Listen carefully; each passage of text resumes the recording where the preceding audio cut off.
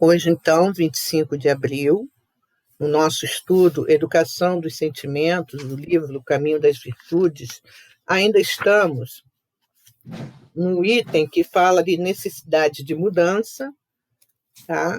E vamos fazer a nossa reflexão da noite sobre esse tema. E aí, eu vou voltar um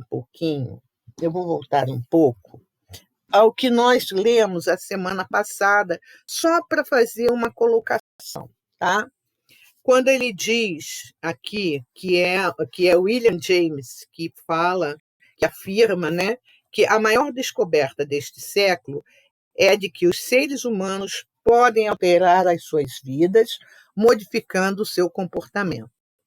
E eu acho muito interessante essa colocação, porque esses dias que eu tirei, entre aspas, umas fériasinhas, né?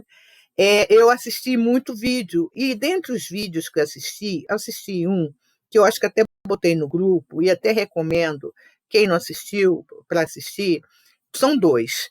Um é Pensamento e Propósito, com Haroldo Dutra Dias, e Propósito, com Haroldo Dutra Dias. Os dois são maravilhosos. E como uma coisa vai puxando a outra, aí eu fui me informar, porque dentro de um dos livros, não que ele fale sobre isso, mas o sentido de uma colocação dele me levou a pesquisar o que quer dizer Ikigai. Peraí, Ikai, ou alguma coisa assim.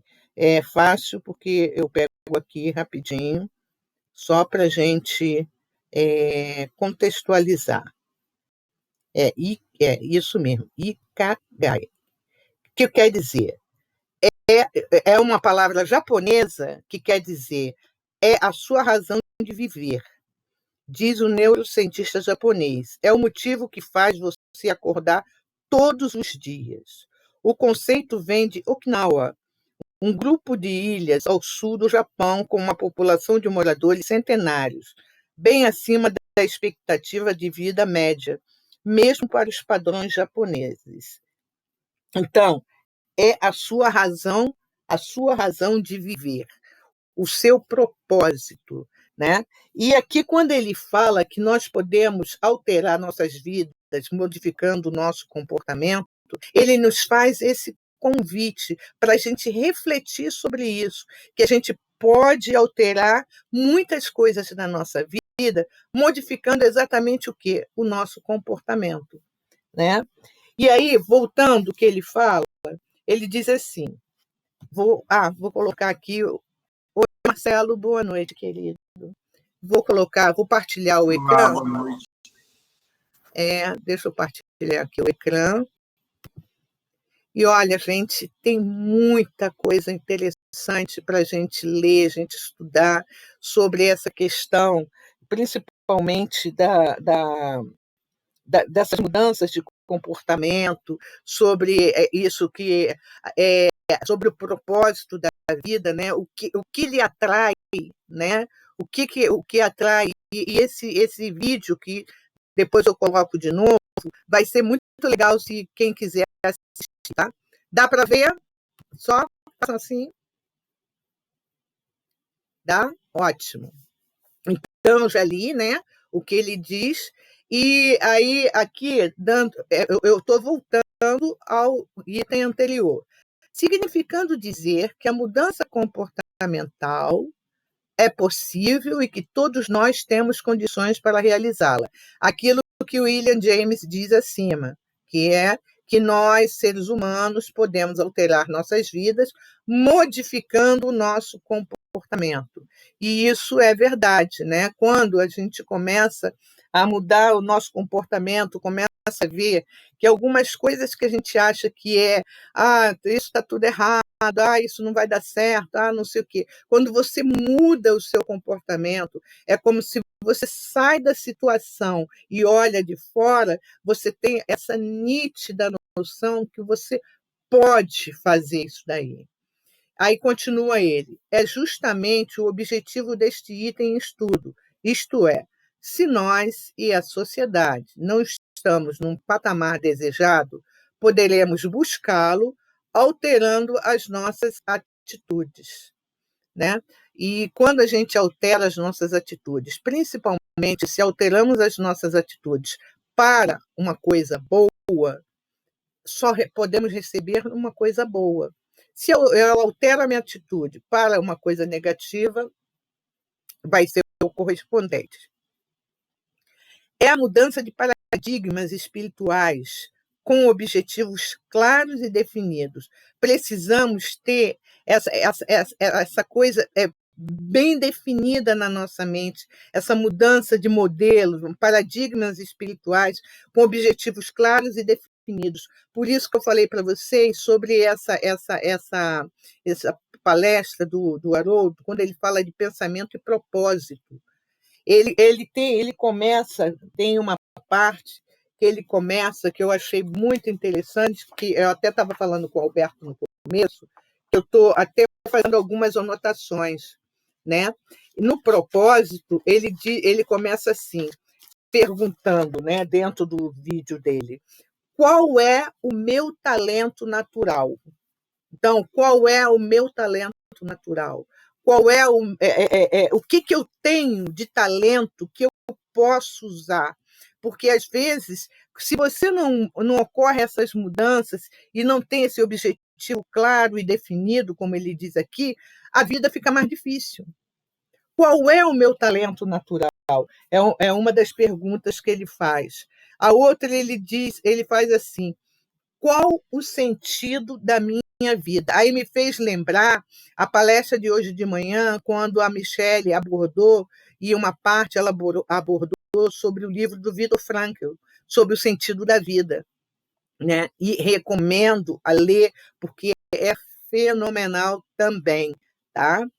Dando continuidade, ele diz assim, a busca das virtudes humanas, cadê a seta? Está aqui. Isto é, a educação moral preconizada por Allan Kardec, né? Então, deixa eu voltar para dar né? Para a gente entender. É a mudança de paradigmas espirituais com objetivos claros e definidos, porque não adianta eu efetuar uma mudança se eu não tenho objetivos claros e definidos. Por que estou querendo mudar? Para que eu estou querendo mudar? Para que eu estou querendo modificar isso daí? Né? A busca das virtudes humanas, dando continuidade, isto é, a educação preconizada por Allan Kardec. Porque tem uma questão, salvo engano, está no Livro dos Espíritos, na Lei do Trabalho, que eu não trouxe o Livro dos Espíritos, e quando ele, não sei se é comentário do Kardec, quando ele coloca o seguinte, não é a educação moral dos livros, das escolas, é outra educação, é outra forma, são os valores, né? E aí tem o filósofo, o professor Ney Lobo, aponta em seus estudos que as imperfeições humanas são a causa dos males sofridos pelos homens e que só o aperfeiçoamento moral da humanidade será capaz de tornar o ser humano mais pleno, mais feliz. Ele foi professor, ele desencarnou, faleceu em 2012, né? Ele era de Curitiba, e ele escreveu uma série de livros muito interessantes, são muito bons mesmo, né? E ele faz essa colocação aqui, que ele diz que só o aperfeiçoamento moral da humanidade. E hoje eu estava na casa de uma amiga, hoje pela primeira vez fui fazer uma visita a uma amiga, tomar um cafezinho com ela, que eu não faço café em casa, sou solúvel, né? Aí fui filar um café na casa dela e um bolo, né? E aí a gente estava conversando exatamente sobre isso. Eu falei para ela, eu estava falando para ela, enquanto a humanidade não trabalhar essa questão moral, nós vamos entrar em ondas e vamos sair de ondas. Enquanto não houver essa questão moral sendo trabalhada no ser humano, né? Porque, evidentemente, lógico, as vacinas, tudo isso é importante. Mas enquanto o ser humano não olhar o outro ser humano com amor, nós vamos continuar entrando e saindo em ondas. Porque tem muitas pessoas que elas acham que o mundo delas é o mundo que fica restrito ao umbigo dela. Ponto. Não me interessa. O resto pouco me importa. Então, nós estamos carentes, e muito carentes, dessa questão moral, né? Se a gente olha o nosso país, se a gente olha toda a humanidade, né, nós vamos ver isso daí. Fica restrito a essa questão moral mesmo, né? Então, como ele diz, o aperfeiçoamento moral da humanidade será capaz de tornar o ser humano mais pleno. O problema é nós trabalharmos essa questão moral.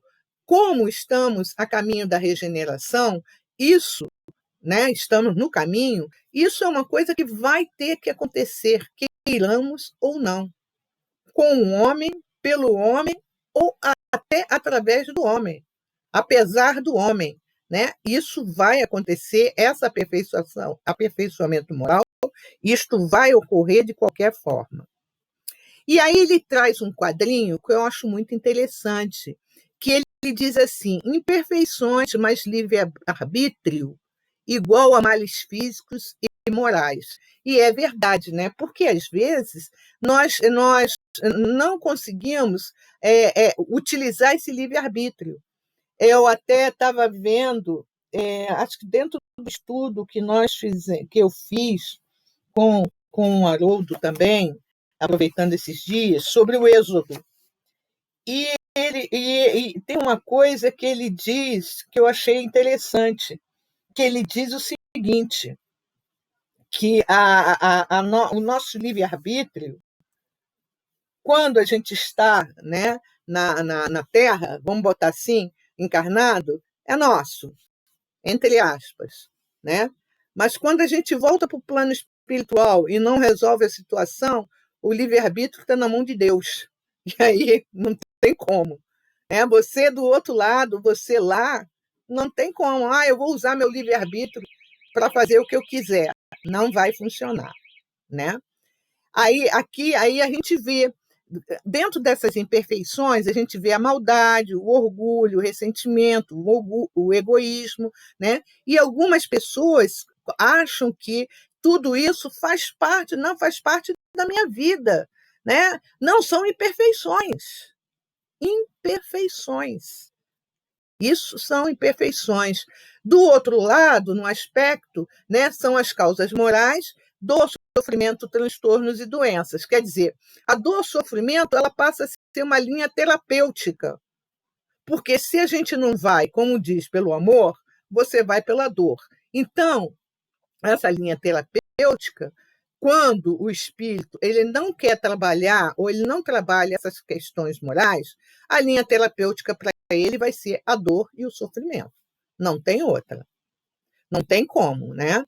E aí ele continua aqui dizendo assim: no primeiro apontamento, colocado acima, podemos observar que as imperfeições humanas são as causadoras dos males humanos.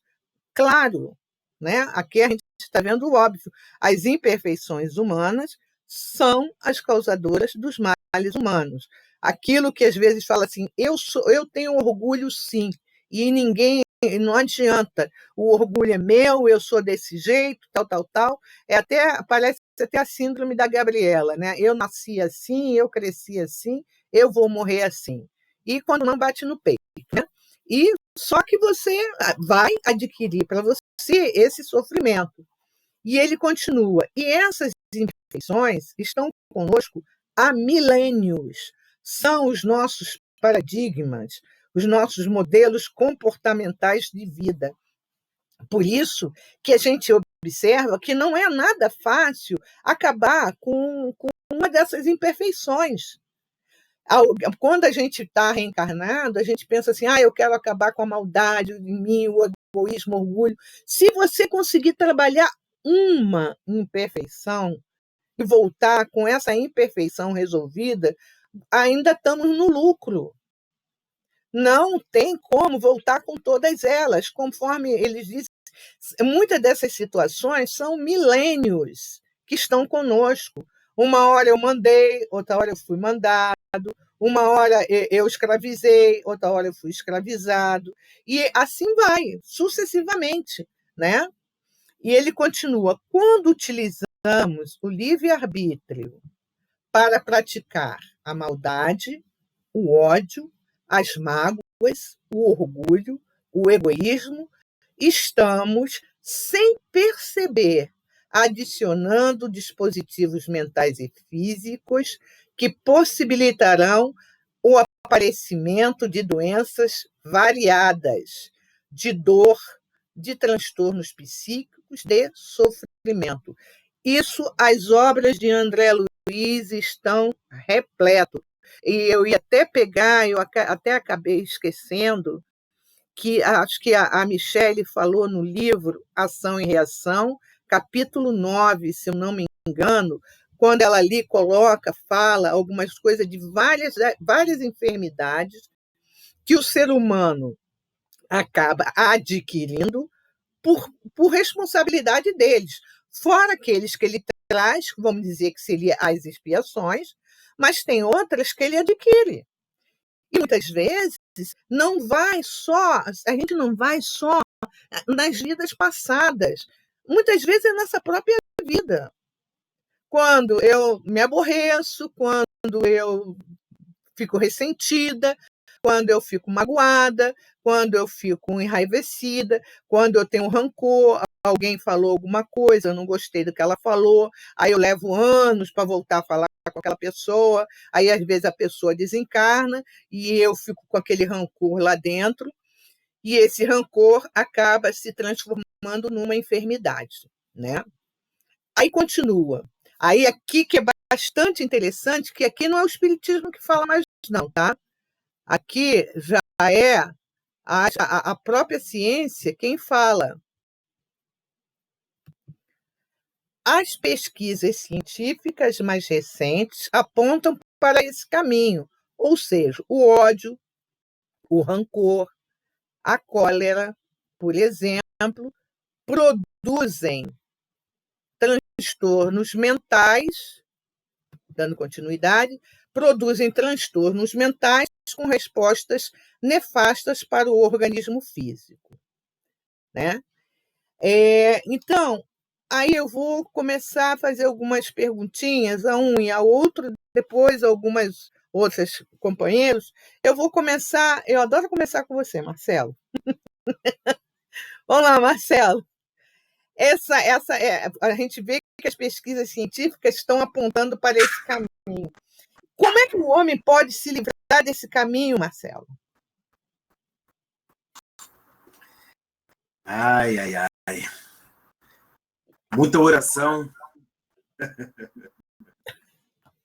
Muita oração. Ai, muito estudo. Tentar dominar o lobo que tem dentro da gente. Eu penso assim. Aí eu vou votar, tá muito fácil. Marcelo, mas nós somos milenares, Marcelo.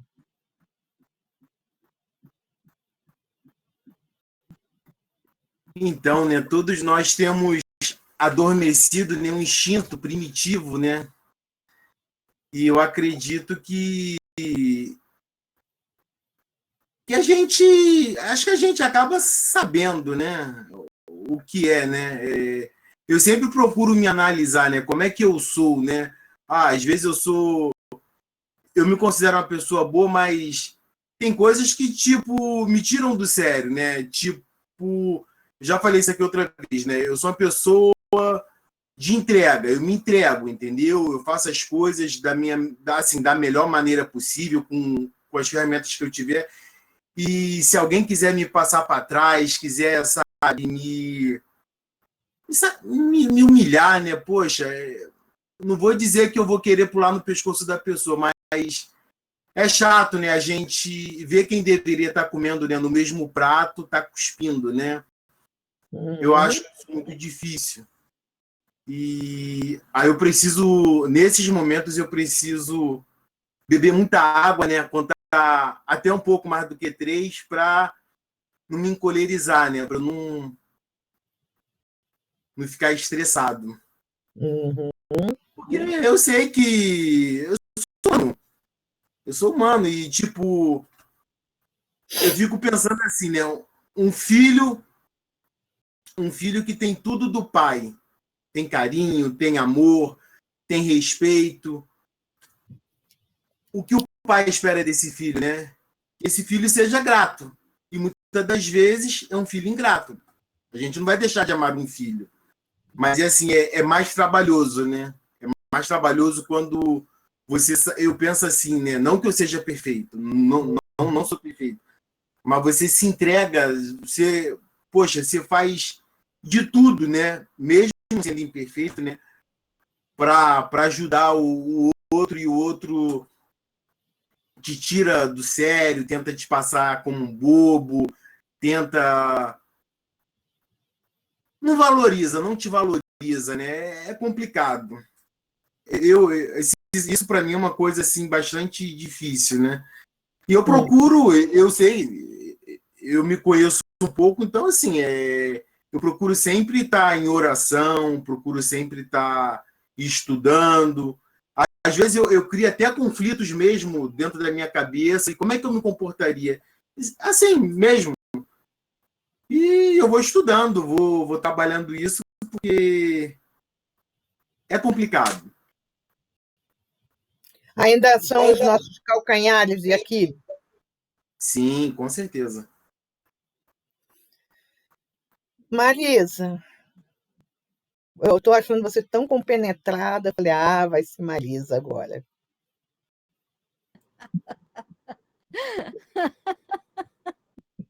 Eu estava pensando, né? Eu estava raciocinando em cima do que ele estava falando. Eu estava pensando, eu estava me colocando no lugar, né?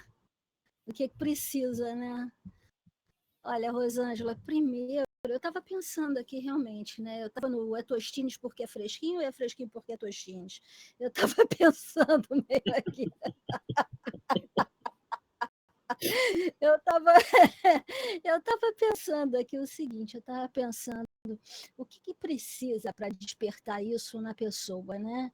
Será que é através do conhecimento, do estudo?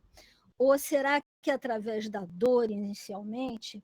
Ou será que é através de você partir do princípio que você passa a se autoconhecer e ver que tem coisas em você que você não está gostando mais, né, de ser como você é. Eu estava pensando em relação a isso, né?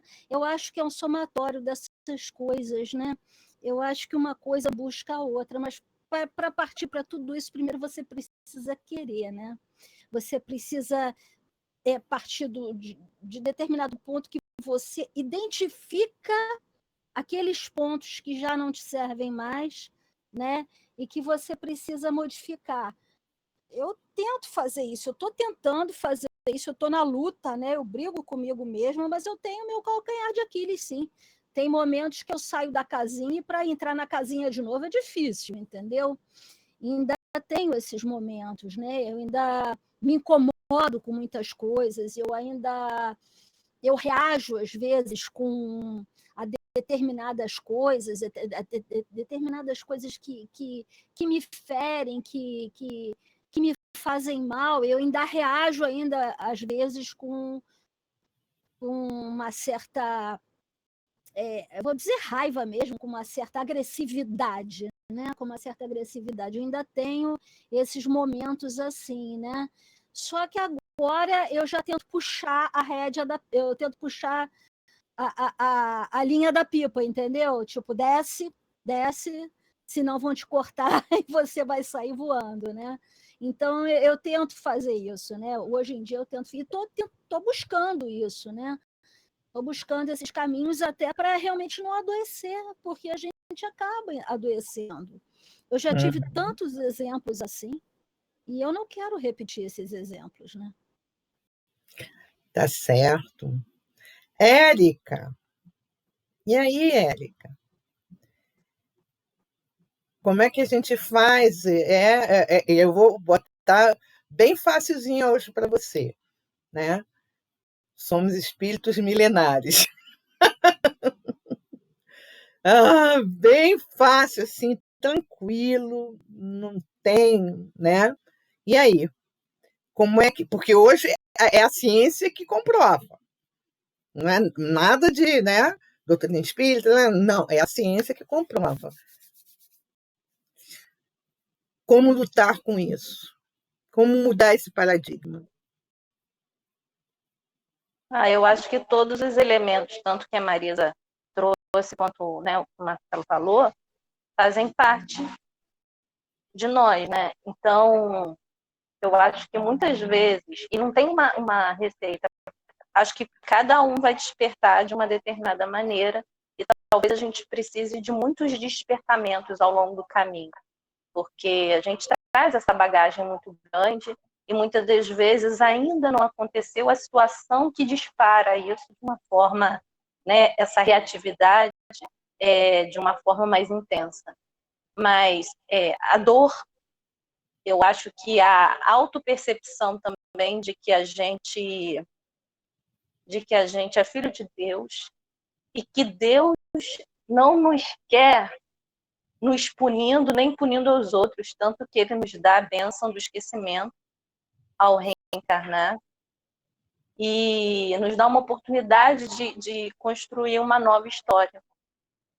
Mas eu acho que vale muito a pena a gente estar atenta se a gente também não faz as coisas que tanto nos incomodam nos outros, né? Porque muitas das vezes a gente é muito reativo mesmo nas coisas que nos acontecem, porque a gente aciona nesse lado primitivo, né, esse lado mais visceral mesmo das emoções, na gente ainda é muito automático isso.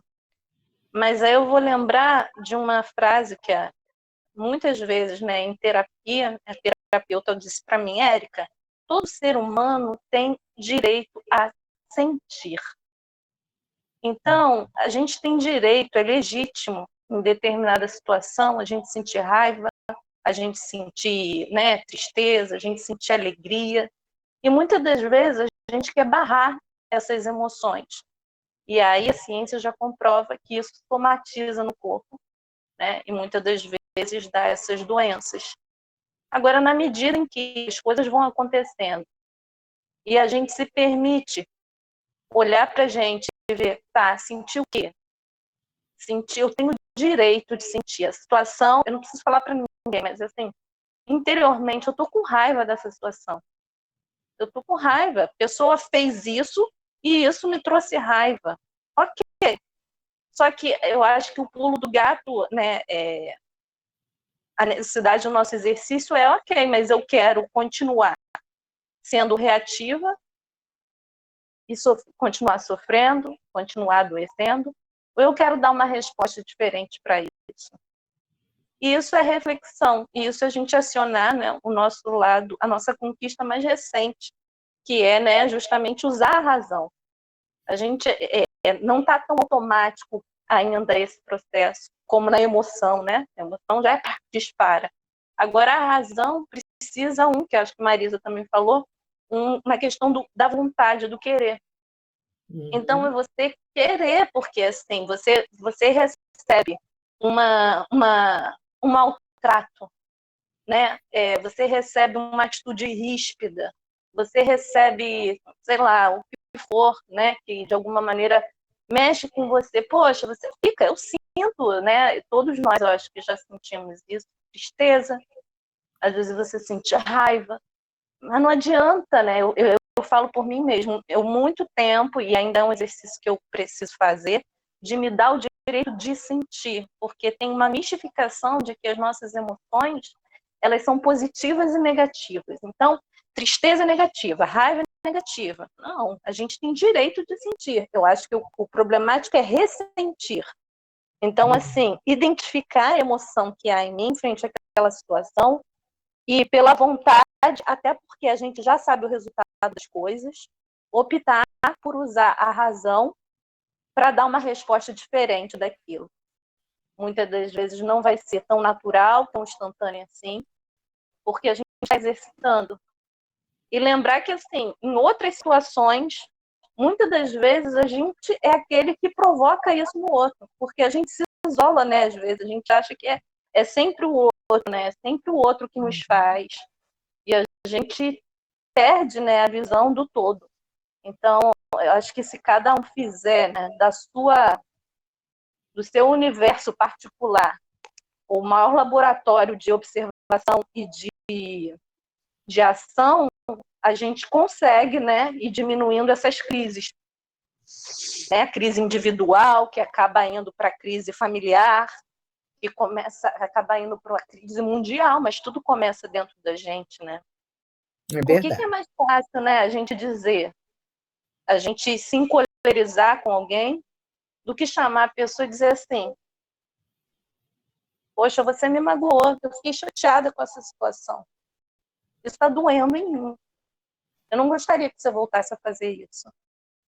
É tão mais legítimo e tão mais efetivo, eu acho, do que a gente ficar manifestando, muitas das vezes, agressividade, manifestando outro tipo de coisa que nos leva só a ficar naquilo, né?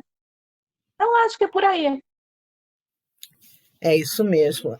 Você falou uma coisa muito interessante que a minha terapeuta também ela falou para mim assim: você não precisa ser perfeito, mas procure fazer bem feito. Eu achei tão interessante essa colocação dela a última vez que nós tivemos, né? Que aí eu fiquei pensando, né? Que ela quando eu tive um problema, essa coisa toda, né? Então eu fui me desfazer do restante das coisas do Fábio e tal, aquilo mexeu muito comigo, não sei o quê, e aí eu falei com ela assim, eu falei assim, imagina, eu achei ridículo eu chorar por causa de um short.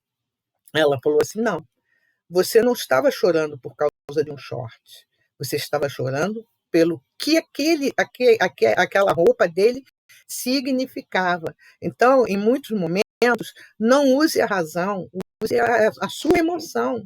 Se a sua emoção é o quê? Entristecer e chorar, você chora, né? Mas eu usei a minha razão e com usar da minha razão, eu acabei desencadeando outros processos que não necessariamente precisariam ser desencadeados, né? Então, tem momentos que realmente é o quê? Você não pode ser perfeita, mas procura fazer bem feito. Pronto. Fez bem feito. Se o bem feito é ainda aquele que está com um negocinho aqui, outro ali, mas é o seu bem feito. É o seu sentimento, né? É como você fala, tem horas que você tem raiva, tem, né? Tem hora que a raiva bate, lógico, né? Agora, aquele que faz parte, porque é interessante que tem uma frase que diz que raiva é uma coisa que dá e passa. E é verdade. Agora, o ressentimento, não. O ressentimento é aquela coisa que cozinha. Então, raiva, às vezes você deu uma raiva de alguém e daqui a pouco aquilo passou, você está bem com a pessoa, sei lá, aconteceu. Né? Agora, o ressentimento é aquilo que você está, o ressentir. Ah, fulana me fez isso. Tá? E corrói, ele vai corroendo, né? E é exatamente isso daí. Mas, dando continuidade, fala que o coração acusa desconforto, o fígado se avoluma, o sistema imunológico se ressente, o estresse aumenta e assim por diante. Olha quanta coisa nós fazemos com o nosso amado corpo, né? Que coisa interessante. Como a gente deixa eu voltar aqui. Como nós machucamos o nosso corpo e muitas vezes tão inconscientemente, né? Muitas das vezes é inconsciente, né? Eu não vou falar assim, eu vou ficar com raiva para me ficar com dor de estômago.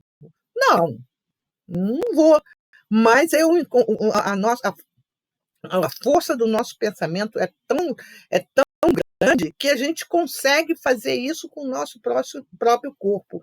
Aí a gente pode fazer o contrário. O que nós não faríamos com a força do nosso pensamento em relação ao amor?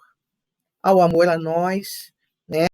Você olhar para você e falar assim, caramba, eu ainda tenho essas dificuldades, mas puxa vida, Rosângela, trabalha, sabe? Você pode, você tem condições, você pode. Então, ter esse amor por nós. Algumas pessoas falam, mas isso é muito egoísmo, isso é orgulho. Que orgulho? É que nem, por exemplo, você assiste um trabalho, como assisti hoje, o trabalho da Michelle, achei maravilhoso, achei lindo.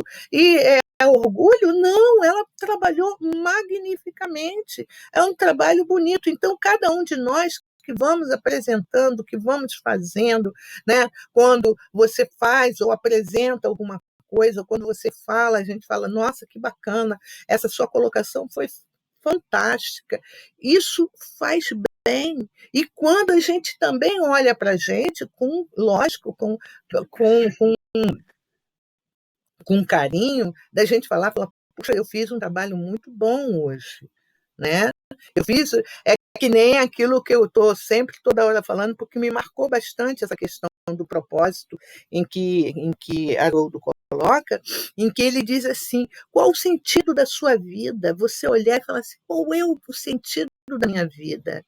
Né? Qual é esse sentido que eu estou dando à minha vida, à minha caminhada? Eu até tinha anotado aqui, tinha não, eu anotei mesmo, né? Aí ele diz aqui, em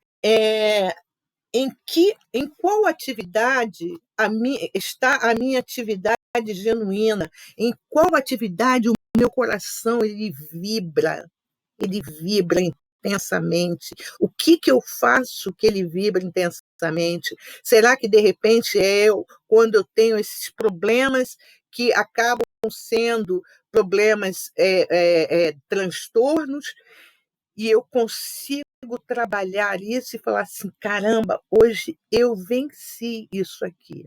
Nossa, é muito bom.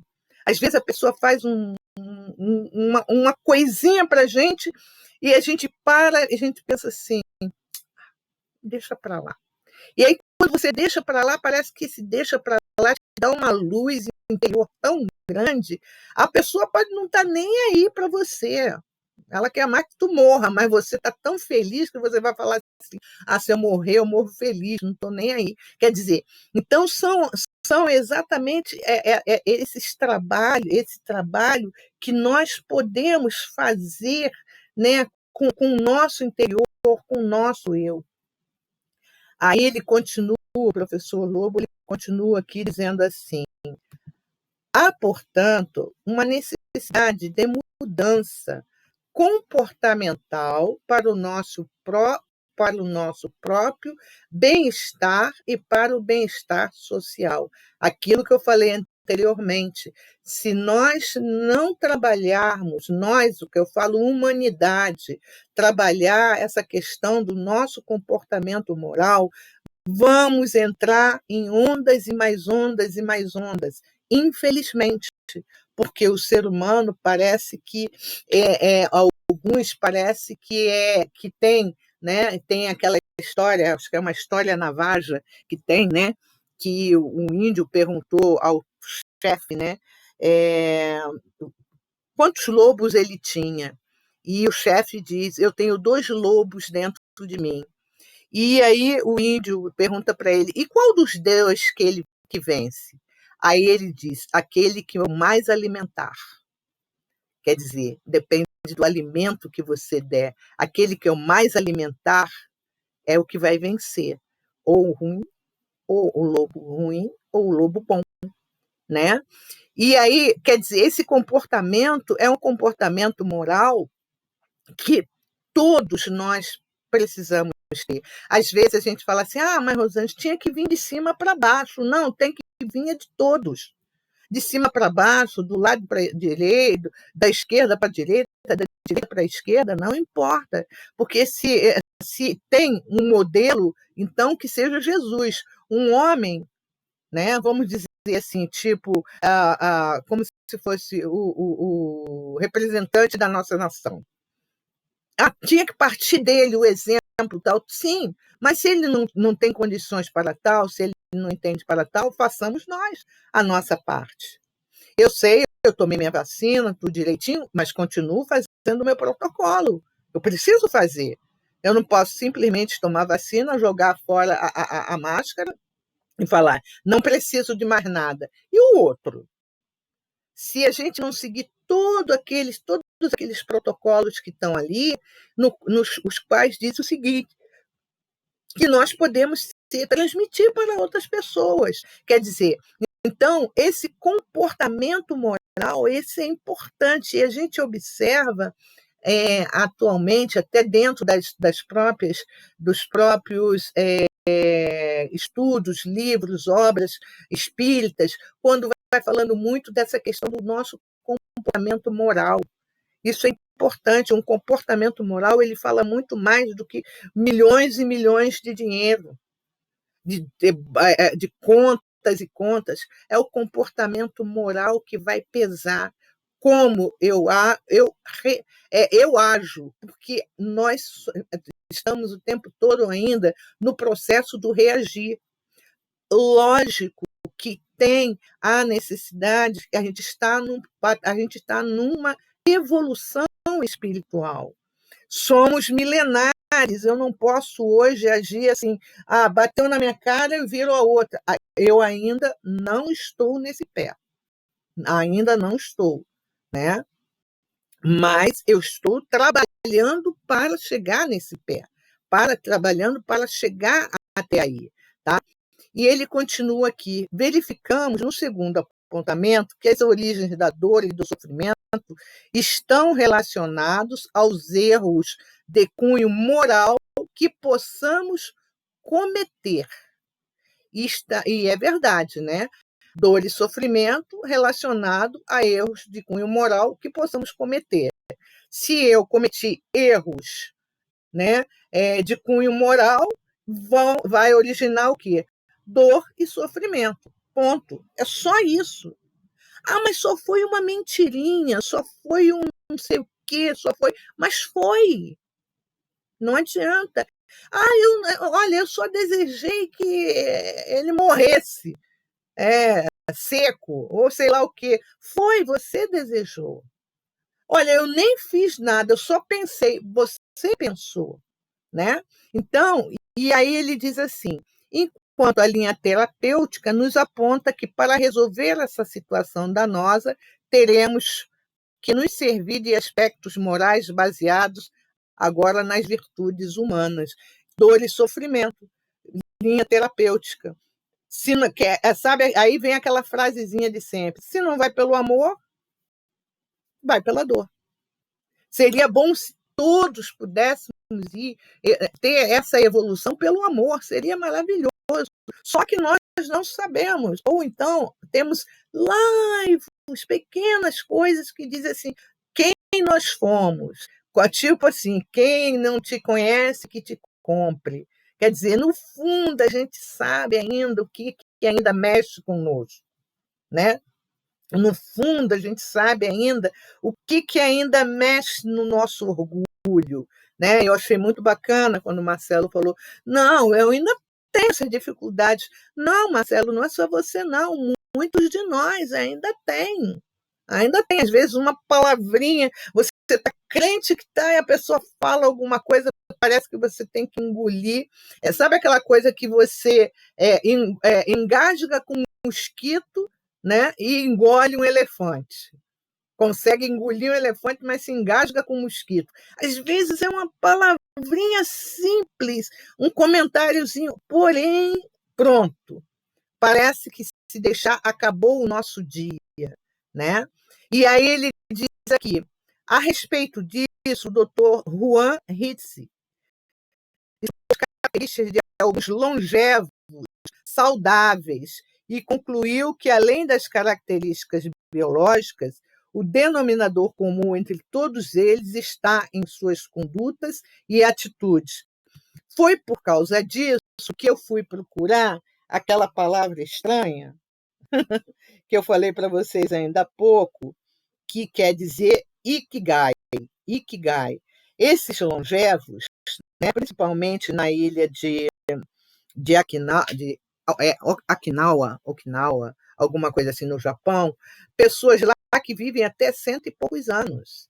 Então foram estudar E essas pessoas, foi perguntado a ela, né, por quê, né? Então, elas falavam assim, porque, tipo assim, eu cultivo o Ikigai, que é dizer, a razão de viver.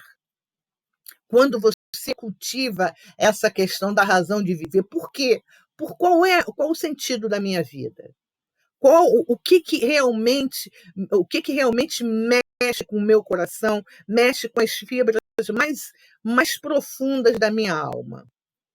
São essas perguntas que às vezes a gente precisa fazer. E o que ele coloca aqui, né? Ele disse ele, cada pensamento gera uma emoção e cada emoção mobiliza um circuito hormonal que terá impacto nos trilhões de células que formam um organismo. Eu acho que eu não pulei não, né, Alberto? Você que cuida aí das minhas... Não pulei não. Não, tá beleza. Tá É isso mesmo. legal. Ah, tá. E é muito interessante que tem um livro caro, eu fui ver, mas caro pra caramba, né? Aí ele fala sobre como é que diz? As células. Você amar as suas células. E ele tem todo um trabalho lá, mas eu até esqueci o nome do livro, tão caro que é, que eu falei assim, apaguei da minha memória, né? Então, como ele diz, cada pensamento gera uma emoção e cada emoção mobiliza um circuito hormonal que terá impacto nos trilhões de células que formam o organismo. O adestramento da mente humana para as atitudes corretas do otimismo, da solidariedade, da fé, da autoestima, da coragem, do perdão e de outros elementos saudáveis que trafegam pela nossa psique, resultará em bons efeitos para o corpo físico e para a alma. Agora, imaginemos se dentro desse gerar essas emoções, nós vamos gerar emoção de raiva, de mágoa, de ressentimento, de tantas coisas assim negativas. Isso tudo vai para onde? Para as nossas células. Por isso que eu estava lendo algo que diz, eu acho que foi até Joana quem fala, eu tinha até marcado alguma coisa aqui que eu fiz aqui no meu caderno, dentro do estudo, que acho que a Joana, Educação a doença, deixa eu ver se está aqui. Que beleza, só que eu marquei. Só um pedacinho que Joana fala, ela diz assim: a doença, isso está no Análise dos Sofrimentos, tá? Ela diz assim: a doença, todavia, é resultado do desequilíbrio energético do corpo em razão da fragilidade emocional do espírito que o aciona. Os vírus, as bactérias e os demais micro-organismos devastadores não são os responsáveis pela presença da doença. Aí me fez lembrar a Covid. Eu falei, mas como? Como é que não são responsáveis? Eu comecei a refletir sobre isso, tá? Se você quiser pegar o livro, Alberto, é o Plenitude, Análise dos Sofrimentos. E ela diz assim, repetindo, os vírus, as bactérias e os demais micro-organismos devastadores não são os responsáveis pela presença da doença, porquanto eles se nutrem das células quando se instalam nas áreas em que a energia se debilita. Então, esses vírus e bactérias se nutrem dessas células que vão estar o quê? Enfermas. Não é que eles vão enfermar as células, segundo o que Joana coloca. Causam fraqueza física e mental, favorecendo o surgimento da doença por falta da restauração da energia mantenedora da saúde. Os medicamentos matam os invasores, mas não restituem o equilíbrio como se deseja. Se a fonte conservadora não irradia a força que sustenta o corpo. Olha que coisa interessante, gente. Então, aí eu falo assim, não, o vírus atacou. Não, ele se alimenta daquilo que o corpo está apresentando. Olha que coisa, né? Não é o vírus, a bactéria que vai segundo o que a Joana coloca, não é o vírus, bactéria e micro-organismo devastadores que são os responsáveis pela presença da doença. Porque eles se nutrem exatamente dessas células que se instalam nas áreas em que a energia se debilita. Olha que coisa mais incrível, que é algo para a gente. E que ela está falando algo assim que a gente para e fala, porque tem pessoas que realmente, às vezes, estão passando por essas enfermidades. Eu tenho um sobrinho que ele pegou Covid 2 vezes, as 2 vezes leve, tem 30 e poucos, fez 30 anos. Enquanto você vê pessoas, às vezes, com 20 e tantos anos, que já foram. E aí? Qual a explicação? É que nem a questão, por exemplo, eu tomei a Oxford, e aí eu tive uma pequena reação. A minha cunhada tomou e não sentiu absolutamente nada. E eu monitorando, querendo saber dela, e aí, fulano? Ela falou, não senti nada, não. Eu falei, caramba! Parecia até que eu estava torcendo para ela tomar, mas não estava, eu estava preocupada com ela, né? E não sentiu nada. Outras pessoas passou normalmente. A prima dela ficou 3 dias de cama. Né? Olha como é que as coisas vão acontecendo. E tantas outras pessoas. A Inês tomou, né, Inês? De 3 meses, né, Inês? Tá sem só. Eu tomei um mês só, daquela outra. A Coronavac. Mas não tive nada. Mas a minha irmã tomou essa de 3 meses, passou mal, meu cunhado também. Pois é.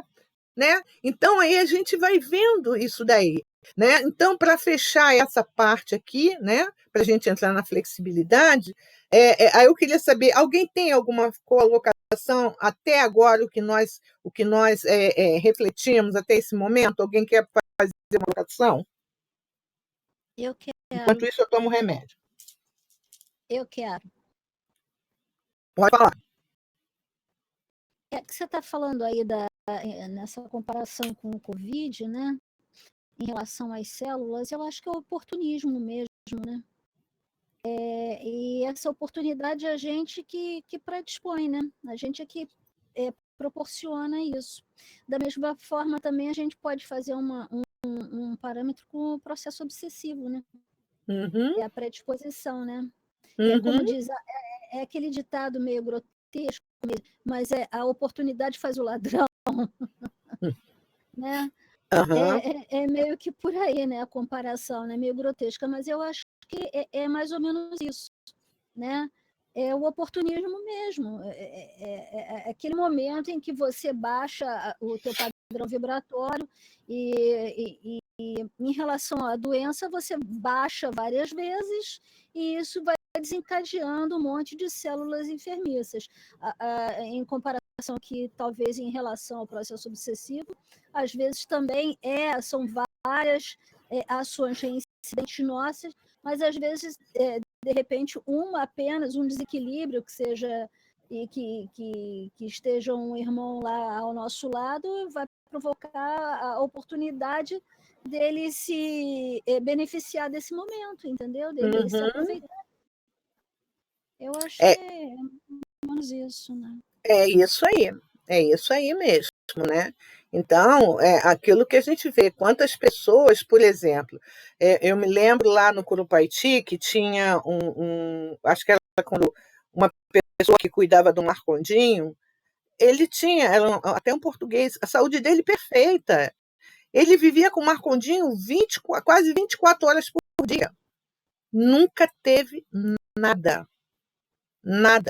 A Jaqueline, a filha do do Amazonas, né? Vivia com ele lá dentro. Nunca teve nada, nada, nada, nada, nada, nada.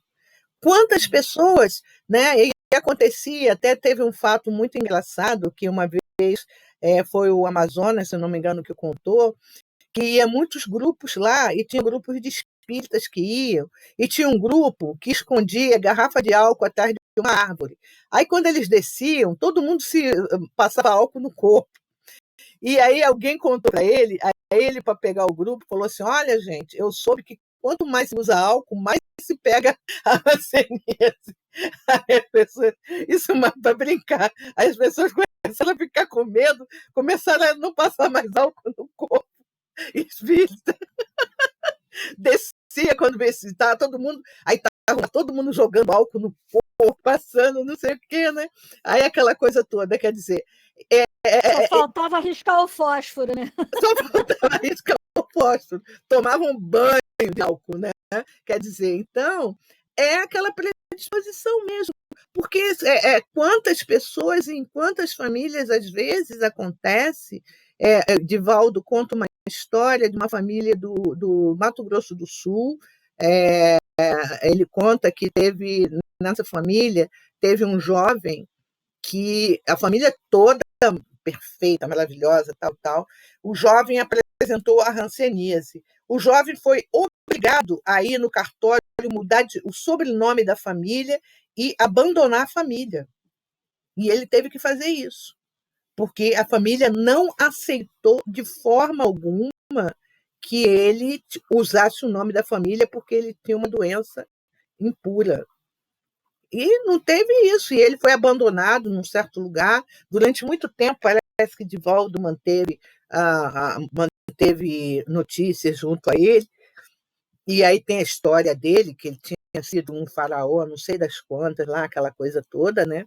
Então, isso acontece, quer dizer, pode acontecer de ter, qualquer um de nós temos todo tipo de doença na nossa pele, está aqui, ó. Ela vai se manifestar, vai depender se aquilo vai ser bom para você ou não, se você está preparado ou não, se aquilo ali vai funcionar ou não. Qualquer pessoa, qualquer pessoa. Tem um filme que foi produzido pelo Leon Denis há muitos anos, a história de um casal que ela teve um filho, e quando a médica chamou, falou que o filho ia nascer com um defeito, né, com um problema, e aí ela vai e provoca o aborto. E aí depois eles foram esclarecidos, aquela coisa toda, tal.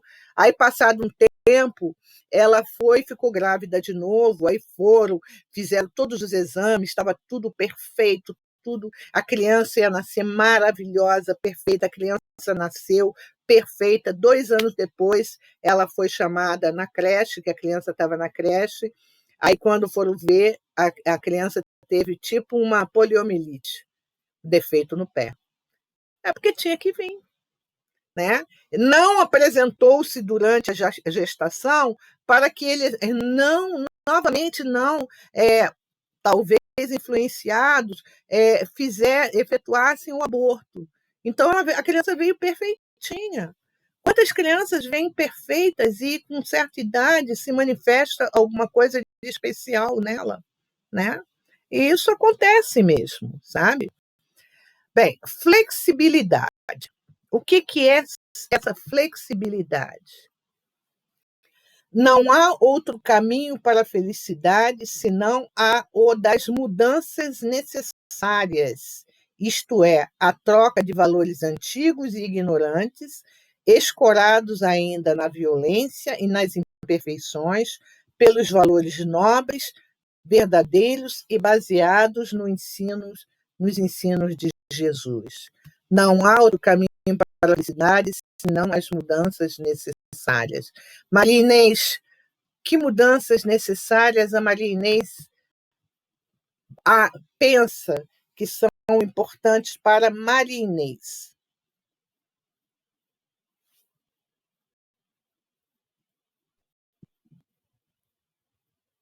Está sem som.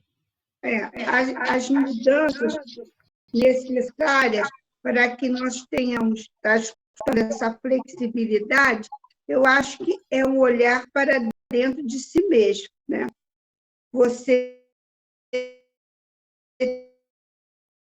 tem que encarar as suas imperfeições, até como ela falou, tendo o livre-arbítrio e também tendo o cuidado, né, com a sua vontade e com o seu querer.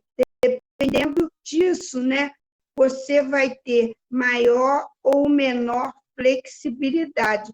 E nos momentos de grandes desafios também. Eu acho que aí a flexibilidade se faz presente, porque ela vai, assim, acionar esse lado da raiva, da dor, do sofrimento. Não era para mim isso, uma porção de outras coisas que muitas das vezes nós, imperfeitos que somos, ainda não amadurecemos, né? Aí essa inflexibilidade, às vezes por coisas pequeninas, tomam grandes proporções. Então, eu acho necessário que possamos, né, nos ver, e quando cometermos alguma inflexibilidade, que essas acontecem mesmo, né, você procurar orar, se desculpar e rever tudo isso. Lu, essas mudanças necessárias na vida da Lu. Peraí, que meu microfone está me ouvindo? Estou ouvindo bem. Está me ouvindo? Estou sim, pode falar. Para mim, é me perdoar. Para mim, a mudança necessária para esse caminho é o perdão. Preciso me auto-perdoar. Eu estou ainda me sentindo... Algumas vezes eu sinto que eu tenho culpas que não são minhas, mas que me fazem mal, entendeu? E aí, então, eu acho que essa mudança, para mim, é o auto-perdão. O auto-perdão. Trabalhar o seu auto-perdão. Isso. Muito bem. Ana Brito.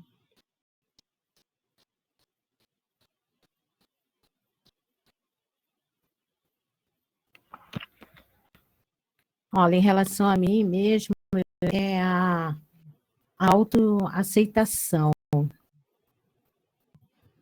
A autoaceitação de várias coisas, entendeu?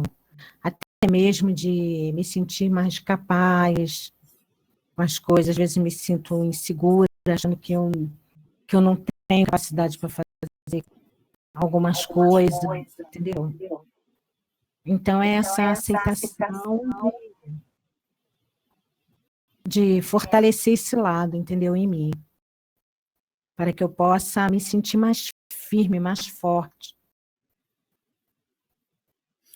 Você sabe que isso é um trabalho de todos os dias, né? Todos os dias. E aí, quando você consegue fazer fazer uma situação dessa, realizar algo assim, qual o sentimento que fica? Eu me sinto muito feliz, né? Porque eu consegui, eu fico feliz, mas eu me cobro muito. Eu me cobro muito, entendeu? Aí eu vou falar para você é uma o coisa que que a gente sabe, que a gente falha mesmo, né? E a gente tem que aprender. É como quem falou aí o auto-perdão, acho Foi a Lu. A Lúcia, né? Então, saber que eu posso errar. Eu erro também, e erro muito. Mas é ter essa piedade, né? Esse amor. A gente tem muito amor pelos outros, né? Mas pela gente mesma, a gente é dura, é carrasca. Não, a gente não pode ser, entendeu? Eu sou muito brincalhona, sou muito alegre, mas eu tenho esse lado meu assim, né? Que eu me cobro. Eu acho que também é bom, sabia? Porque senão você fica pensando que você está muito lá em cima e não está.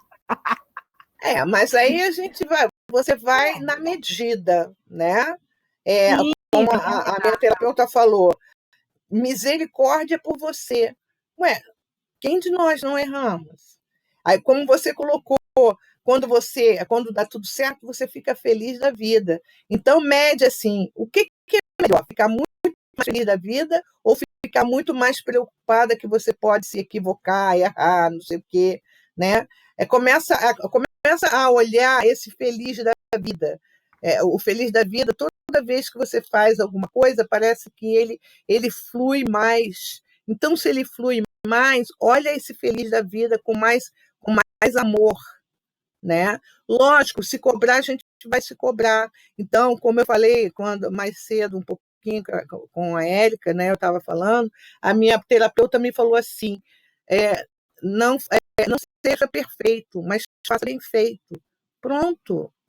Agora, o bem feito vai estar dentro daquilo que eu estou sabendo como fazer.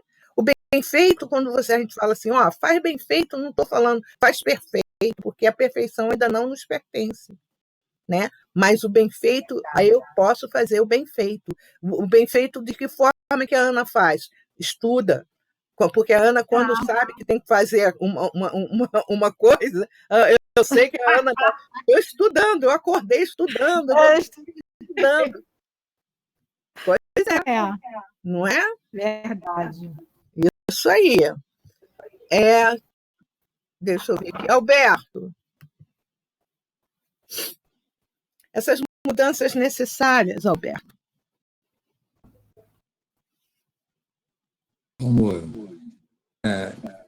No livro do Lucas, do livro Médico Jesus, ele diz que a gente tem que dar novos rumos às tendências, impulsos e condicionamentos. Então, você vê que é uma tarefa e tanto, né? Você mudar tendências, impulsos e condicionamentos são coisas que exigem da gente muito esforço, que a gente já traz de outras vidas, é uma atitude atávica, já vem aquele tipo de comportamento. Então, para você modificar, exige muito da gente. Agora, especificamente do que eu preciso, por exemplo, eu, desde pequeno, desde a infância, eu carreguei uma mágoa muito grande. E só fui me libertar dessa mágoa depois de muitos anos, muitos anos. Mas depois, quando eu me libertei dessa mágoa, olha, foi uma sensação de conquista, né? Então, essas coisas que às vezes a gente tem no nosso psiquismo, na nossa estrutura psíquica, a gente tem que, como diz a Maria Inês, buscar esse conhecimento, nos buscarmos, entendermos para podermos saber aquilo que precisa ser renovado. Uma coisa que eu preciso trabalhar mais em mim é a autoconfiança. Acreditar mais na minha capacidade, entendeu? Ter mais autoconfiança, porque eu sou perseverante pra caramba. Eu persevero, olha, eu sou uma pessoa perseverante, mas às vezes a insegurança surge. Então, essa autoconfiança precisa ser despertada. Eu acreditar na minha capacidade, entendeu? De dar solução para algo que esteja acontecendo, para dar conta de uma situação que surja, entendeu? Porque, às vezes, quando você fica na insegurança, você se desestabiliza, você não tem a força necessária para lidar com uma situação que surge. Isso não é bom, né? Então, eu estou precisando desenvolver, reforçar a autoconfiança, entendeu? Eu acho que é por aí. Isso aí. Márcia, está me ouvindo?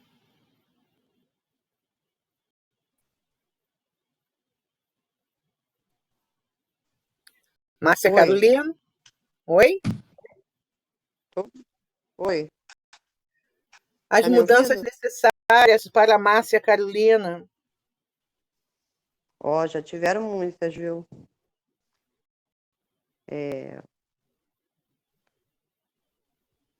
Eu tenho hoje mais leveza, mais compreensão, que antigamente eu não tinha. Vou dar um exemplo. Teve uma notícia muito triste na televisão sobre a morte daquele menino, né? Uhum. Então, eu procurei não julgar, né? Eu simplesmente orei por aquele espírito que partiu. E não cabe a mim julgar ninguém. Isso eu já aprendi também. Eu tenho uma certa confiança em mim mesma. Eu sou uma pessoa assim que, na hora de tomar as atitudes, eu tomo, entendeu? Se eu tiver que chorar, eu choro. Eu não me escondo. Se algo está ruim, eu chamo para conversar, não deixo para depois, nem fico remoendo. Não levo mais nada para o coração. Tento resolver tudo na hora. Entendeu?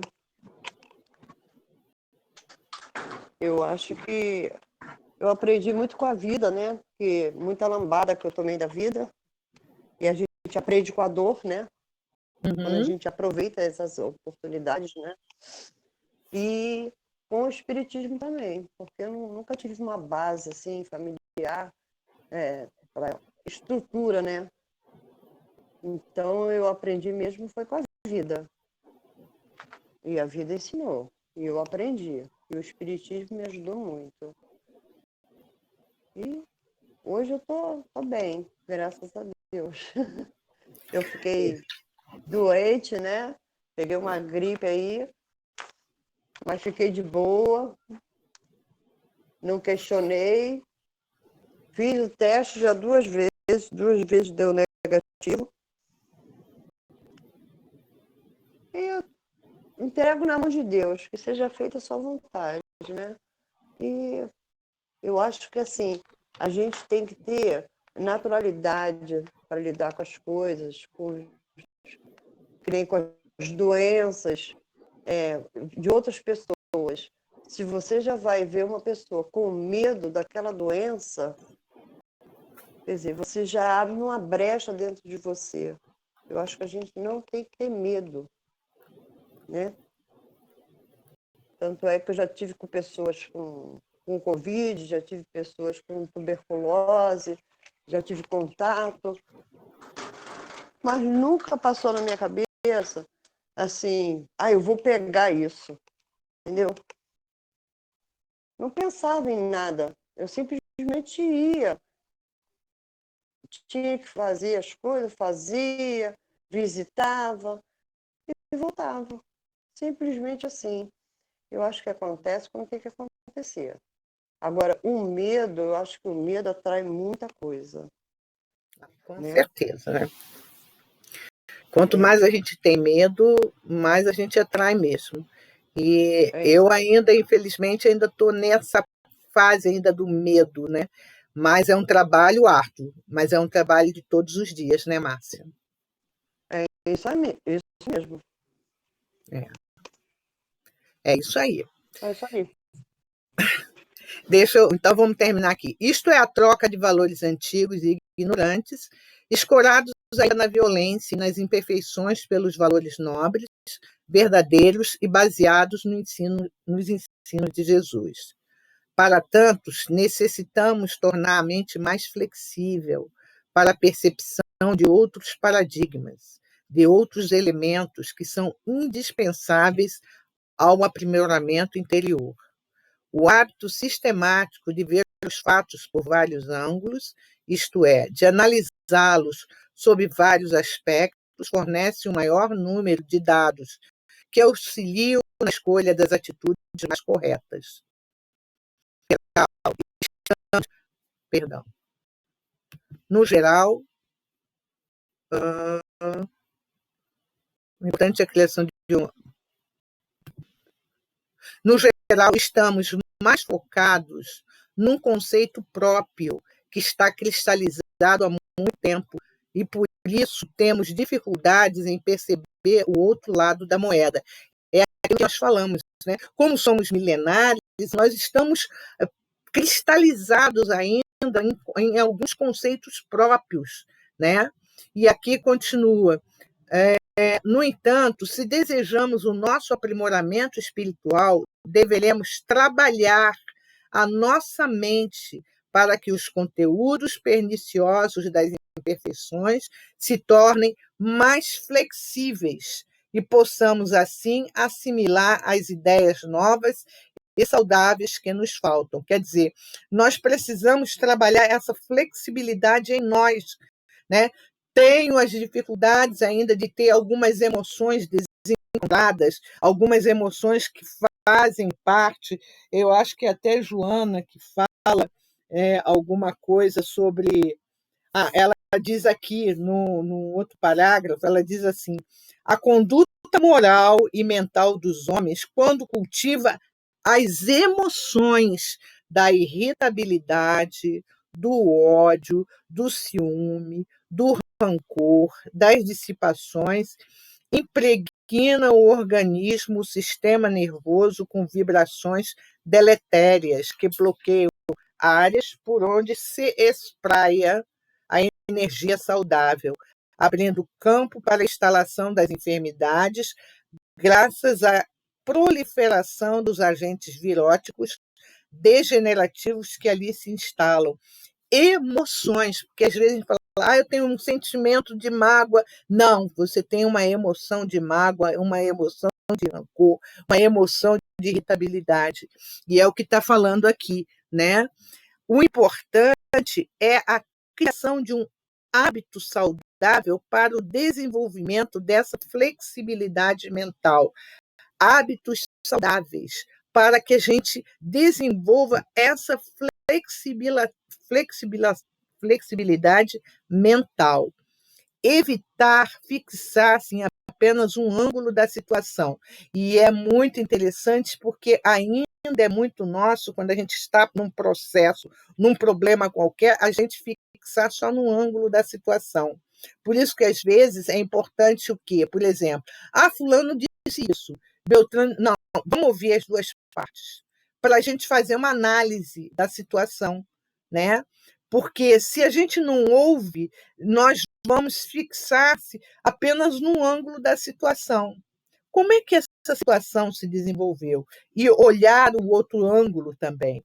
Analisar, por exemplo, o mesmo objeto de vários ângulos, porque assim estaremos adestrando a mente a ter mais flexibilidade de análise. Às vezes, né, a gente vê uma situação e a gente para e pensa assim, como será que a nossa mente ela precisa ter esses vários ângulos para ela se tornar algo flexível, né? Por exemplo, quando a gente vê uma pessoa que sei lá, ele comete um crime qualquer, né? E aí a gente, como infelizmente é ainda a condição do Brasil, onde da etnia negra, o jovem da etnia negra morre muito mais que o jovem da etnia branca. A gente sabe disso. Tá claro. Não acredito que seja só no nosso país, talvez em outros países também isso ocorra. E aí a gente vai ver, por exemplo, né, às vezes fala assim, mas também era um vagabundo, não queria nada com a vida, não sei o quê. Mas se a gente for ver, buscar a história de cada um daqueles que estão lá dentro dos presídios, vamos até a família. Alguns perderam pai e mãe com 5 anos, que nem eu contei para vocês, né? A certa feita eu contei para vocês da orquestra Vila Lobinhos, é um grupo de jovens, não é da Maré, não. Não lembro se não é da Maré, não. É de um, eu acho que é aquele morro que fica ali na Avenida Brasil. Ai, caramba. Que tem os teleféricos, o Alemão. Um dos jovens, o pai estava preso, a mãe foi assassinada com droga, morreu por drogas, a avó doente, e a avó acabou morrendo também. Ele, com 8 anos, ele vivia sozinho no morro. Ele não tinha família. Ele vivia sozinho no morro. Então, ele tinha momentos que ele começou a ficar com um grupo bom, mas depois ele foi optando pelo grupo ruim. E foi, com 8 anos, e aí não teve jeito. Né? Ele foi para a orquestra, saiu, abandonou e acabou morrendo. E, se eu não me engano, no final desse documentário, eles fazem até uma homenagem a ele. Quer dizer, lógico, a gente não vai. Isso não justifica, porque tem muita gente que nasce na comunidade e não é bandido. Claro que não. O próprio Serginho do vôlei, ele mesmo colocava que quantos amigos dele ele já não tinha mais, ele no morro bem, lá, da comunidade lá de São Paulo. Claro, mas a gente sabe também que isso é algo que é como que potencializa. É aquele tal negócio, de repente o espírito já vem com aquela dificuldade, ele acaba indo para uma situação, para um lugar aonde, vamos dizer assim, para que ele expie aquela situação, mas o espírito dele ainda não é tão flexível. É muito inflexível. Outros passam por essa situação e conseguem sair dessa situação, seja pela base como o pai, ou a mãe, ou o avô, ou a avó, ou o tio, seja o que for, ele consegue sair dessa situação, consegue vencer isso daí. E é aqui, quando ele fala, né, no geral, temos o hábito de uma análise rápida e desprovida, de maior profundidade, porque ficamos apenas dentro de um campo de observação habitual e próprio. Quando, no entanto, pararmos para pensar, para ouvir o outro, para dialogar, para ver as coisas sob o outro prisma, estaremos habituando a mente a ter uma visão mais larga sobre o fato em observação. Porque se a gente não faz isso daqui, se não toma essa atitude, a nossa mente vai achar que é aquilo ali, ponto.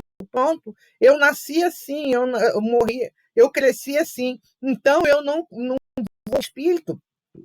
Ele não vai evoluindo, ele não vai crescendo, ele não vai buscando algo melhor para ele. Né? É como aquela coisa, eu mereço sofrer mesmo, é pobreza, eu mereço passar por tudo isso, eu mereço passar por todas essas dores, por todas essas dificuldades, por isso, por aquilo outro. Então, se é espírita, então, é coisa do passado. Não, são situações que às vezes somos colocados para ver, assim, tipo, como é que você está? Né? Como é que está o meu orgulho? Como é que está a minha situação? Como é que está a minha segurança? Né? Como é que eu estou nisso daí? Tá? Eu botei a 7 e saí do lugar. Isso possibilita a criação de mecanismos mentais capazes de eliminar a cristalização de paradigmas, de modelos e de massagear o psiquismo para torná-lo criativo e flexível. Existem muitas pessoas que se colocam como donas da verdade e, por isso, são de pouco diálogo e de difícil trato, justamente pela flexibilidade dos seus pontos de vista. E isso aqui é complicadíssimo quando a gente acha que é o dono da verdade. Eu sou o dono da verdade, eu sei o que eu estou falando. Né? E muitas vezes não é dono da verdade, é dono da verdade dele, que ele acha que é dono da verdade dele, mas que ele quer abrir para o mundo. Olha, eu tenho a última palavra. Não tem. Você pode ser o dono da sua verdade, mas até onde a sua verdade vai, né? Elas possuem rigidez mental estratificada e dificuldade para mudar muitas coisas que seriam necessárias para seu próprio aperfeiçoamento. E o ruim é quando a pessoa fala assim, eu vou deixar para uma próxima vida, porque essa não vai dar, não. Essa não adianta, eu não consigo mudar, eu não consigo perdoar, eu não consigo entender. Vai ser complicado, porque você vai ter que ter a situação da próxima vida, mais dessa que você não conseguiu resolver, ou porque não quis, ou porque faltou algo muito importante, que é a vontade e o esforço. Né? Elas poderiam andar mais rápido na sua transformação apenas por este singelo detalhe: a flexibilidade mental para ver os diversos ângulos dos fatos e se auto-observarem com uma boa isenção de ânimo. Olha aqui que bacana isso daqui. A flexibilidade mental para ver os diversos ângulos do fato e se auto-observarem com uma boa isenção de ânimo. Eu olhar, né? Opa, voltando. Eu olhar e pensar assim, puxa vida, eu acho que dá para eu ter uma isenção, uma boa, me auto-observar com uma boa isenção de ânimo, né? Ter essa flexibilidade mental, eu entender que algumas vezes eu encontro dificuldades, sim, para, vamos dizer, seja para me colocar, ou seja para cobrar isso ou aquilo, ou seja até para me perdoar, e eu trabalhar isso. Como ele diz aqui, até a árvore no desenho a seguir torna-se flexível pela ação dos ventos. Assim acontecerá um dia com todas as pessoas ao se defrontarem com os ventos da vida. Flexibilidade. Cultive a flexibilidade todos os dias. Estará preparado para a rapidez da mudança. Exercite o hábito de ver os fatos por vários ângulos. A rigidez mental significa estagnação. Flexione sempre para a bondade. Habitue-se a não falar mal de ninguém. É que nem o bambu chinês, né? Diz que o bambu chinês ele é flexível. Ele dobra, mas não quebra. Porque pela flexibilidade dele. Quando nos tornamos mais flexíveis, as coisas elas fluem com melhor, assim, mais tranquilamente. Mas quando eu me torno inflexível, quer dizer, é dolorido, porque os ventos vão bater e eu vou simplesmente não... Como disse aquele da semana passada, aquela reflexão de Érico Veríssimo, né?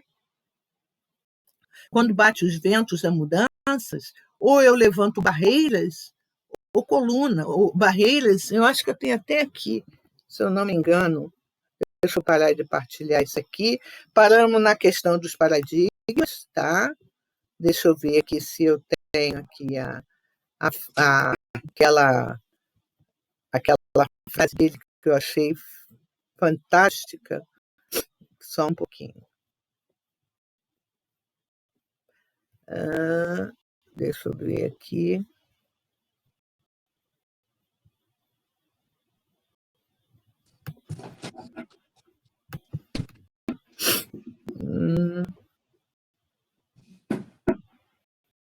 Deixa eu ver se é isso também, não lembro.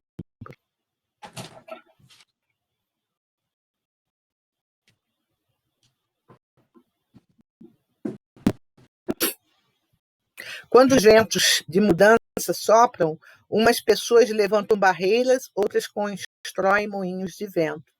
Quer dizer, então, quando a gente se tornar mais flexível, né, buscar essa flexibilidade, se bater os ventos, né, construamos moinhos de vento. A melhor coisa, construir moinhos de vento. Algumas vão levantar barreiras, né? Mas se nós pudermos construir moinhos de ventos, seria bem melhor, né? Então, a gente vê que quando ele fala essa questão da flexibilidade aqui, né? A gente fala, mas caramba, mas ser flexível, eu sou tão flexível. Será? Será que somos realmente flexíveis? Né? É o que vai ficar para a nossa reflexão essa noite. Será que eu sou tão flexível assim? Eu olhar para mim e falar assim, caramba, Rosângela, você pediu uma semana de descanso. Será que você é tão flexível? Eu tentei ser flexível comigo. Eu falei assim, olha, eu quero ficar zen, né? Zen, né?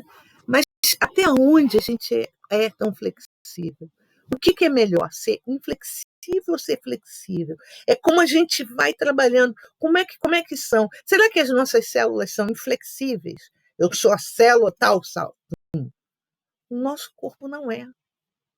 Tanto é que a gente vê que tem horas que ele está lá, está bem, né? Vem. Quer dizer, se a própria natureza ela não é inflexível, né? Por que nós temos que ser inflexíveis? Né? Até, não sei, uns falam, não sabe, né? Num deserto que tem, não é do Atacama, não, mas os cientistas estão com muitas dúvidas, porque eles já observaram que as pedras mudam de lugar.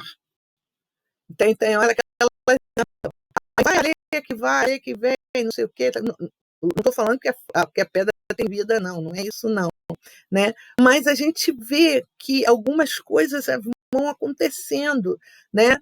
Tanto é que, por exemplo, elas não são tão inflexíveis que a gente vê aqueles grandes cânions. As pedras comidas é o quê? É o vento batendo. Se elas fossem inflexíveis, nada derrubariam, nada faria aqueles desenhos. É o tempo. Né? Então, queridos amigos, chegamos ao nosso final. Rosângela. Oi, Alberto. Acho que, antes de terminar, esse detalhe aí da flexibilidade tem muito a ver também, entre vários aspectos, né? A gente tem a nossa flexibilidade conosco mesmo, a relação com o outro, somos ou não somos flexíveis, mas na questão tem muito a ver com a adaptação, porque quando você se adapta a uma situação e você é exigido sair da zona de conforto, você às vezes resiste, né? Porque você está adaptado a uma situação. Então, para você sair daquela zona de conforto, você cria uma resistência, porque ninguém quer sair da zona de conforto. Todo mundo quer viver aquilo que ele está adaptado. Só que a gente tem que criar essa flexibilidade, a gente se adaptar a situações diferentes, né? Isso nas questões de situações. Aí tem também em relação à opinião, né? Tem pessoas que são rígidas nas suas opiniões, nos seus pontos de vista em relação ao outro, mas no sentido da adaptação, eu não quero sair da minha zona de conforto, eu não quero mudar, eu quero ficar naquilo que eu já estou fazendo, porque eu já estou adaptado. Mas eu acho que a gente tem que criar esse espaço de sair daquele modus operandi, daquela zona de conforto e ir se adaptando às situações novas, porque senão a gente nunca vai mudar, né? A gente nunca vai ficar muito rígido dentro de uma situação e você não vai ter oportunidade de se renovar, né? É verdade. É que nem aquela situação, eu não quero morrer, mas você vai morrer. Isso daí, quer quem ou não, não vai agora, mas vai em um instante, né? Quer dizer, então eu fico na minha, não, eu não quero mudar, eu não vou, não sei o quê, não, mas vai, porque é lei natural da vida. Então isso vai, eu posso me tornar uma pessoa inflexível até um ponto, mas vai chegar num momento em que essa inflexibilidade ela vai ter que acabar. Não tem como. É que nem aquela coisa, eu queria ficar com 65 anos com carinha de 64, só que não vai dar. Quando eu tiver com 70 ou 80, eu vou ter que estar com carinha de 70, 80, pronto. Né? Eu, às vezes, fico rindo, eu tenho um sobrinho que, quando eu falo para ele assim, nossa, que legal, daqui a pouco você falta 2 anos, tadinho. Você vai estar fazendo 40 anos. E, tia, pelo amor de Deus, para com isso. Eu falei, mas meu filho, é a lei natural da vida. Mas ele quer ficar todo saradinho, todo não sei o quê, aquela coisa toda, né? Aí eu falo, mas é a lei natural da vida, você vai entrar no 40, no 90. Nossa, eu mato ele. E ele, desde jovenzinho, às vezes eu falava assim, olha uma espinha. Eu era meio pirracenta, né? Olha uma espinha em você, ele ficava desesperado. Ele ia para o espelho e bota hipoglós, e bota não sei o quê. Então, são coisas que vão acontecer. Não tem como, né? São coisas que vão acontecer. E olha, quem está falando precisa muito, muito, muito entender isso daí. E é por isso que eu gosto de estar aqui.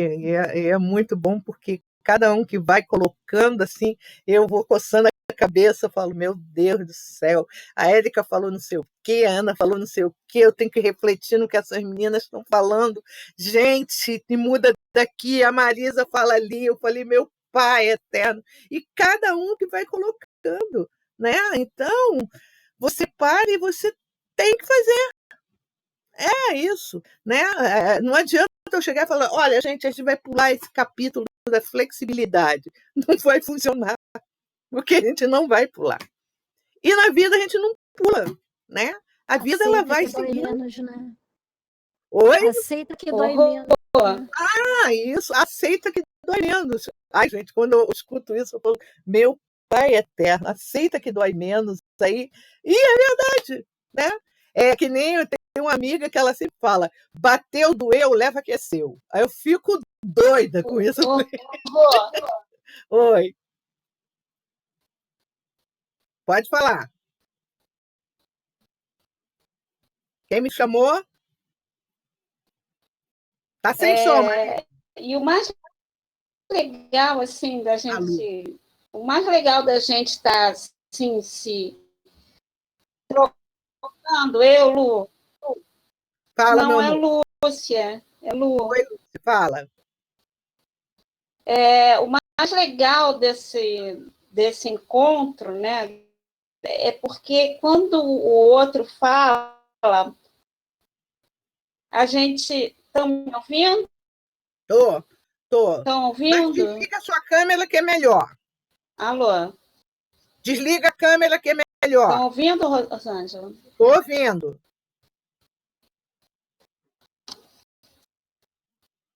Parou. Tá. Peraí. Desliga a O câmera. mais legal é que quando... É a minha internet que não está boa. Uhum. Não estou conseguindo. Então fala. Travou. Tô te ouvindo. Fala. A gente ouve. O outro... Aí a gente... Tá. Aí a gente percebe que o outro... Que a gente não está sozinho. Que a gente não acha que aquilo seja... Porque a gente, às vezes, acha que a gente está num defeito tão grande, mas quando a gente escuta o outro falar, aí a gente percebe que aquele defeito não é tão grande assim, porque ele não é só seu. E isso que é o legal, isso que deixa a gente mais confortável, porque a gente... Por isso que eu digo, perdão, porque eu fico achando que só eu sinto essas coisas. E daí, quando eu escuto alguém aqui da gente falando, eu logo penso, não, eu não estou sozinha, eu não sou a louca do pedaço, eu não sou a que tem o problema, eu acho que estamos todos na mesma caminhada, estamos todos juntos. É isso que dá mais conforto. O domingo acaba melhor. É verdade, né? É verdade. Mais alguém para colocar alguma coisa? Podemos, então, encerrar. Marcelo, você hoje ficou tão calado, você vai fazer a nossa prece de agradecimento. Só falou uma vez no comecinho. Ok.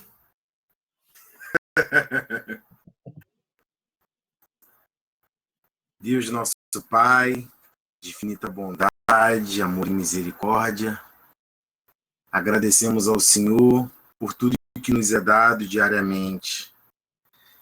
Pedimos ao Senhor que nos instrui, nos auxilie sempre na nossa vida.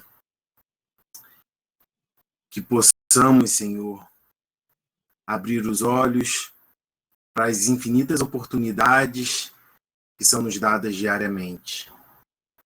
Agradecemos mais uma vez pela água, pelo funcionamento dos nossos órgãos, pelo ar que respiramos, enfim, Senhor, por tudo que é nos dado diariamente.